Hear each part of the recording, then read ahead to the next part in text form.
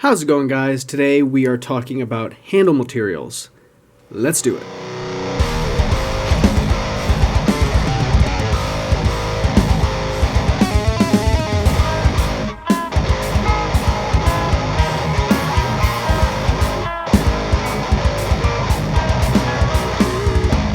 So one cool thing about knives, obviously, is that they come in many different flavors, whether it's blade steel, company, design, handle shape, whatever it is. And one of those things that sort of, adds to that variability, biodiversity, you could call it, although it's with knives and not organisms, is the handle material. And this is a big part of what I personally look for when purchasing a new knife or, adding it to the collection, kind of filling a specific niche. Blade steel and handle material. And I've done a video on blade steel. People talk about blade steel all the time, and people talk about handle materials a lot too. I just wanted to get my thoughts out there. So I'm saying it now. This is not necessarily an original idea, but I wanted to address it nonetheless. Let's just jump right in. I've got 6 pretty common ones, and I think they're worth talking about. So first is going to be your FRN, GRN sort of injection mold plastic. FRN standing for fiberglass reinforced nylon. GRN, basically, it's the same thing. Glass reinforced nylon. It's the same thing. It's this injection molded plastic. You can hear the way it sounds. It's definitely the more lightweight type material. It has that sort of plasticky feel that you would call it. Spyderco uses this a lot. On some of their lightweight models, obviously the Para 3 lightweight. Also a lot of their Seki City Japan models like the Delica, Endura, etc. And they do this really nice bidirectional texturing. You've seen those in my videos, and they're very common knives. But basically, this is not necessarily the most robust material in the world and not the most expensive feeling material, but it does give it that really nice, lightweight feel. The Bug Out is a very notable example of a very lightweight knife made with this same material. A lot of people don't like it because it has that plasticky feel, and indeed a lot of budget knives do use FRN because it's simply a cheaper material to work with. It definitely has an important place in the EDC world, although it's not, I wouldn't call it one of the better ones, but it definitely serves its purpose. And like I said, I love the lightweight, so it's a good one nonetheless. Next is perhaps the most common, G10. This is a much stronger and more rigid polymer as compared to what your glass reinforced nylon scales are made of. And I guess I don't know a whole lot about the particular chemistry of G10, but I can tell you it's a lot more impact resistant.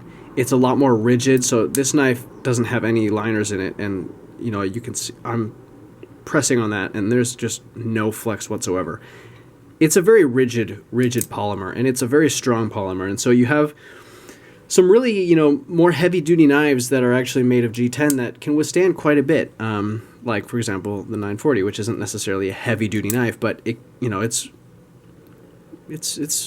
up there. I'd say it's medium duty, or like the PM2, for example, is another notable knife made of G10. It's just a great material. So many different ways that you can, that knife manufacturers use it. So many different knives across the years that have it, and all kinds of different colors, patterns, textures, notably, this pattern on the PM2. So it's a very versatile material. No wonder why it's one of the most popular. People love it. It's great. Lots of color options, like I said. Natural G10 being that jade color that we all love as well. Really good handle material. Just one of those classic staples in EDC knives. Next up is aluminum. Now this one you don't see quite as often.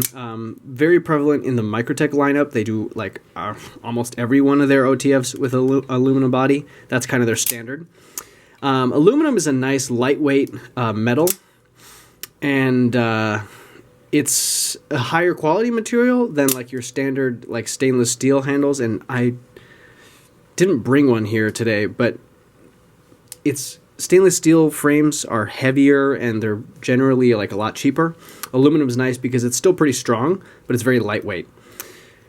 So it's it's just, I don't know what else to say. It's a really good material, a little more expensive. You don't see it quite as often, but it's very smooth. It feels really nice in the hand. The other knife that I had with aluminum was the Kershaw Dividend, which is definitely a cheaper knife than a Micarta. Sold that one, don't have it anymore, but I loved the aluminum handles on that. Very smooth, very sleek, nice and lightweight, but still strong. So that's a really good material as well. Sort of as we're climbing up the ladder of like quality and I guess expense, as you could say, we have carbon fiber. This is one that definitely gets up there in price. I think it's a little harder to work with and machine. This one in particular is like very nicely contoured. Carbon fiber is another one of those. The thing that you kind of look for with higher end stuff is that strength to weight ratio. So it's another very strong material and very lightweight. I want to say this is, compared to like titanium or aluminum, this is the most lightweight, and it's lighter weight than G10. I want to say this carbon fiber bug out weighs less than my G10 bug out. It's a very dressy material, but it's also very strong and very rigid. So just very, very little amount of flex.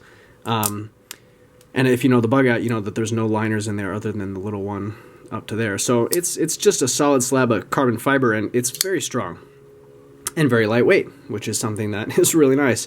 This is the only carbon fiber knife that I currently have. It does get a little more expensive, and it's usually an option to like Civivi does a couple like carbon fiber of some of their classic models, and they're a little more expensive, but they do a nice job dressing up some of their models for not too much of a markup. But yeah, that's another one of those nicer materials that ends up being really lightweight. Next up, we have titanium.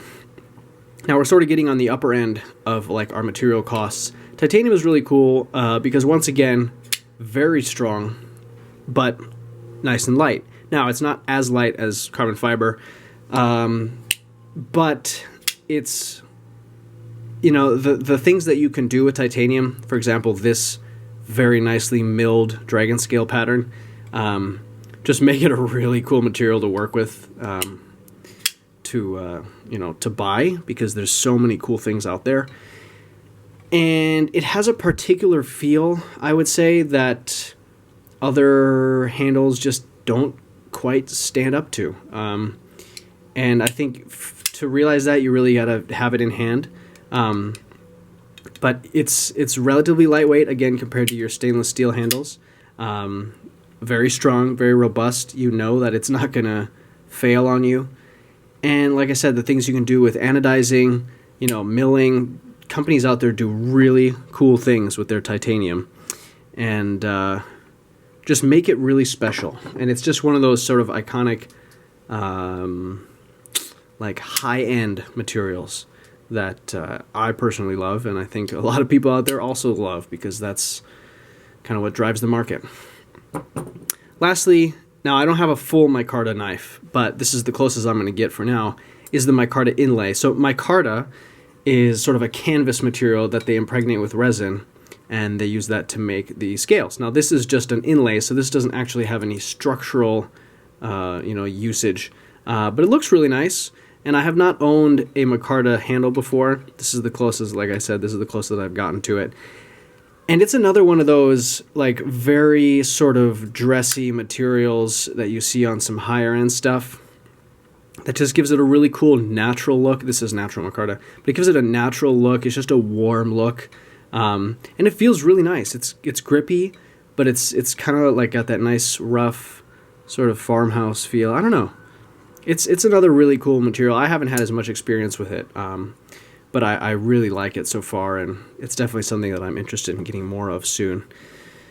But that's it. Those are, for me, the main materials. The only thing I didn't show is stainless steel, but typically you see those on more budget models. These are sort of besides FRN, these are sort of the more, standard medium to higher end materials.